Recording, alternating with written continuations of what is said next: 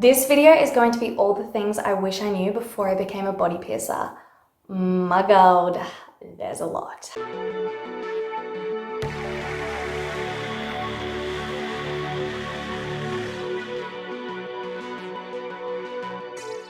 Piercing itself isn't just all fun and creating a really beautiful masterpiece on somebody's body. So many people may just think it's like you go in and you're a piercer and it's great. There is so much more involved in it than that. There's a lot of training behind it. You also have to make sure that you have a really close attention to detail, because if you do not have that, then what the hell are you doing? Like, you have to be very competent in all parts of it. Basically, you have to be good at what you're doing. If you're not good, like, there's no point in being a piercer. If you're not accurate, there's no point in being a piercer. You see some bloody disgusting stuff. Like, some of the things you see is just plain goddamn gross. For instance, like gross people's tongues, like just literally covered in thick, like green plaque. How a tongue can get that disgusting, do not ask me. I have no idea. People who are asking you to put their jewelry in when they haven't worn it for like months and months. And as you're putting the jewelry through, worms of just like dead skin and gunk are just like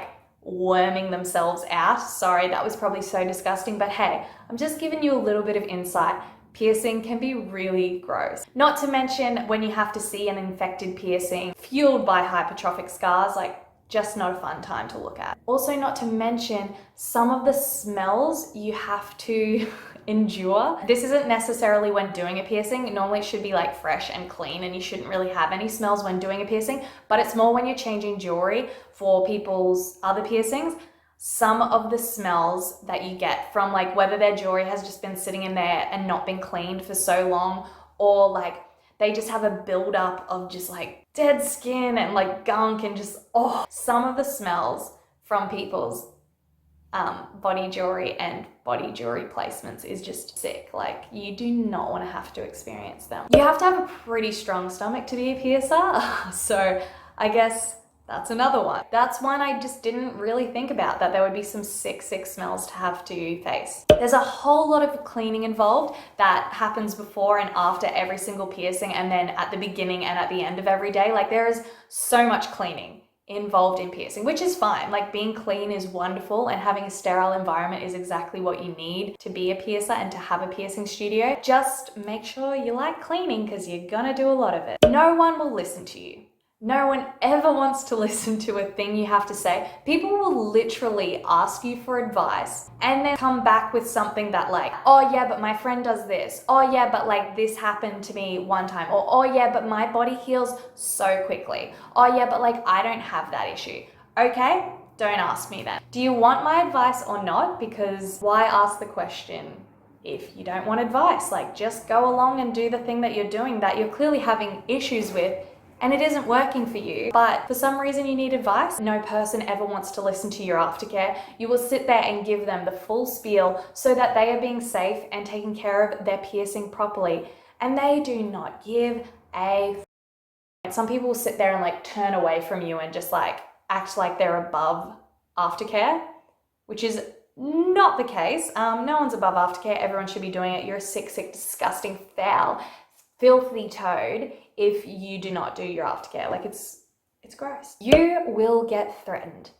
You will get threatened by clients. A lot of the time this is parents who threaten you because their delinquent child has gone against their wishes and done something they didn't want them to do, but the child is of age to do it themselves, and they'll come and get angry at you for it when it's the child and the parents' relationship that is in turmoil. Like, do not bring me into this. If you haven't seen the video where I nearly got sued, please go and watch it now. I'll put it up here. They want someone else to blame. You get people either threatening to bring legal action upon you, or they will threaten to bring their fist upon you. Like, literally people will threaten to like beat you up basically if they don't get what they want. And almost 99% of the time it is the aftercare that has caused the issue. If you're ready to get in a fist fight over something like this, then I'd say you haven't taken care of your piercing, because you don't really have respect for yourself or anyone else. So I'd say, yeah, you haven't looked after your piercing. People will literally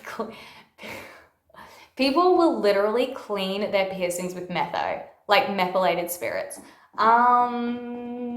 Yeah, it's gross. People will try and turn away your aftercare because they think it's like, oh, that's just a sale for them. Like you don't actually need aftercare. Yes, you really, really do need aftercare, but yeah, people will turn it away for that.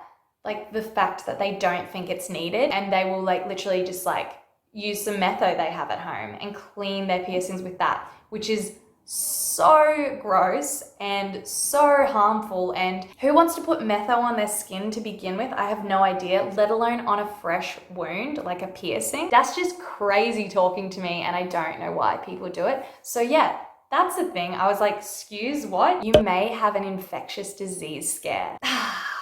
Wow. So very lucky for me, I have not had one of these, thank God. Sometimes piercers can get a needle prick, which basically means they've pierced someone and afterwards they've somehow pricked themselves with the needle. That doesn't mean that the person is a bad piercer or anything like that. It can just come down to like purely like a complete like shock accident that someone would prick themselves. It definitely does happen, and it is a terrifying thing. It's sort of something you need to get over. Definitely when I first learnt to pierce, that was something in the back of my mind always. I was like, do not prick yourself, because you do not know what this person could potentially be carrying.